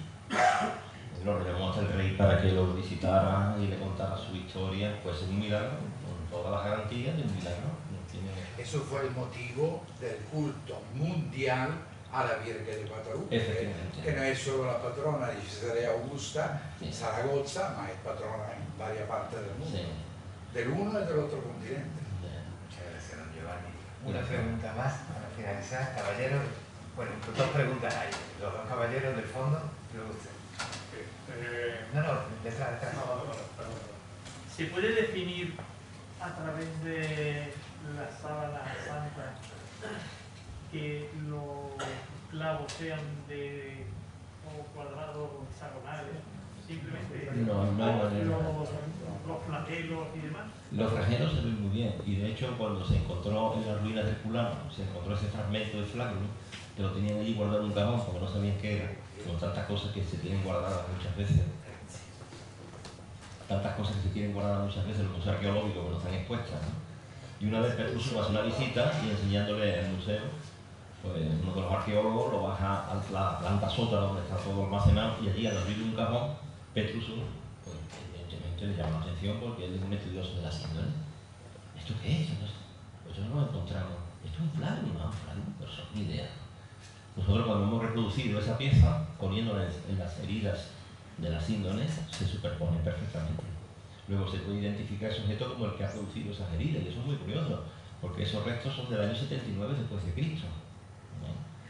Claro, es el único casi que se puede certificar. La corona podemos deducir muchas cosas, pero son deducciones. Los clavos también son deducciones. Deducimos que incluso el edificio que vemos es de salida, pero no sabemos si es de entrada. Porque tú, para saber si un edificio es de entrada o salida, tienes que tener la herida. Como no tenemos la herida, la sangre al costado, la sangre podemos estudiarla en la sangre, no en fotos. Y la herida, como no tenemos la herida, no sabemos si es una espada, gladius, si es un puño. Lo que no es un pilum. El pilum es una alma arrojadiza en forma de pirámide, y eso no provocaría esa herida que vemos en la Sábana Santa, ¿no? Pero tampoco podemos certificar nada sobre este aspecto. Sí, caballero. Sí, a mí la posición, la verdad, pues, es un tema que siempre me ha interesado, ¿no? El tema de la Sábana Santa. Allí, bueno, yo sé que usted tiene allí yo soy de Dos Hermanas, tiene mucho una talla allí muy... Yacente. El Santo Entierro. Santo Entierro, sí. ¿Sabes? Y aparte unas tallas secundarias también de la hermandad. la pregunta que yo quería hacer es, vamos a ver, usted ha dicho que el hombre de la sábana santa aparece como que lo han crucificado en clavos, pero amarrado también, Sí. parece con unas cuerdas. Sí, bueno. Eso, mi pregunta es, ¿eso es posible que sea porque el hombre de la sábana santa era un hombre corpulento? Era, yo creo que es constante. Ten en cuenta una cosa. Lo que nos cuentan la síndrome, de alguna manera no, porque perdió los brazos, pero las copias anteriores sí que tenía en esa zona de los bíceps, la altura media del bíceps aproximadamente, tenía unas heridas transversales porque el pintor pinta sangre allí con unas gotitas así como cayendo, o sea, es la manera de representarlo, ¿no? Ahí parece que se usaron cuerdas. Después, por otro lado, sabemos que no se cargaban con las cruces completas, lo que se hacía era un patíbulo, se tomaba la envergadura del rey, se petaladraba el patíbulo ya iba con un taladro hecho según la envergadura, y a cualquiera que iban a crucificar lo tenían que sacar amarrado al patíbulo, porque no había otra manera de sacarlo que pudiera ser lógica y sencilla y segura, pues salía corriendo y se escapaba, ¿no? Y ya para amarrar un patíbulo era una pelea, porque nadie se dejaba amarrar un patíbulo donde sabía que después iban a clavar un clavo. Entonces, claro, difícilmente después lo iban a soltar con el trabajo que lo habían costado amarrarlo para clavarle el clavo. ¿Qué es lo que hacían? Que tal como estaban amarrados, le clavaban los clavos. Y daba igual que se lo pusieran por el dorso de la mano, con el brazo por encima del costero, o bien así. Eso era ya girar el brazo, sencillamente. Amarrarle una cuerda a la muñeca, uno tiraba de la cuerda, intentaba que el clavo, cuando se lo clavara, coincidiera con el orificio de la madera, ¿eh? Si se había equivocado el que le había tomado la envergadura, no coincidía. ¿Qué hacían? Descoyuntaban el hombro, porque sabéis que el hombro se descoyunta con mucha facilidad, y a partir de ahí parece que los hombros del hombre de la síndrome están descoyuntados. Qué pena que no tenemos los hombros, no los tenemos porque se te quemaron en el 1532, pero en las pinturas que hay, incluso las de Durero, hay una cosa como extraña en la zona esta de la articulación del hombro, que podría dar la idea de que efectivamente los dos huesos del húmero estaban fuera de su sitio, ¿no? Son cavidades glenoideas y hay mucha gente que se les usa tranquilamente, ¿no? ¿Os acordáis de las películas de Mel Gibson, del loco este inspector? No, de La Pasión no. La película, ¿cómo se llamaba la serie esta que son de Arma de Tal? Cómo se le salía el hombro y se iba contra una pared pegando el perrillo y se lo ponía en su sitio tranquilamente. Tenía una facilidad, pues hay muchas personas que tienen esa facilidad, los nadadores les suelen pasar, ¿eh? Bueno, pues seguramente sería eso, ¿eh? Y claro, esa es la información que nos falta. Fue la muñeca, ¿no? Seguro. El clavo fue en la mano. Ahora, en la mano está compuesta de carpo, metacarpo y dedo, ¿eh? Sí. Lo que decía el otro día Alfonso, ¿eh? Que la mano no solamente es esto, no, la mano es todo esto. El carpo, nosotros le decimos muñeca, el metacarpo y dedos, ¿eh? Entonces, están en los pececillos del carpo, puede ser o un poquito más bajo que el espacio cúbito radial. Ahí también tienen una fijación totalmente uniforme, vamos, una fijación que es capaz de aguantar el peso de una mano. Y además, este espacio se encuentra muy bien. Tú tocas aquí, y aquí no es que haya espacio de Destot, que ese espacio ni existe. Destot sí era un radiólogo, compañero de Pierre Parker. A lo mejor Destot le habló algo, pero el espacio de Destot ya pueden haber muchos más, porque son 8 huesecillos y entre todos ellos hay espacio, ¿no es verdad? La abducción del pulgar, la desaparición del pulgar puede explicar que por ahí hubo una lesión de uno de los nervios importantes del brazo.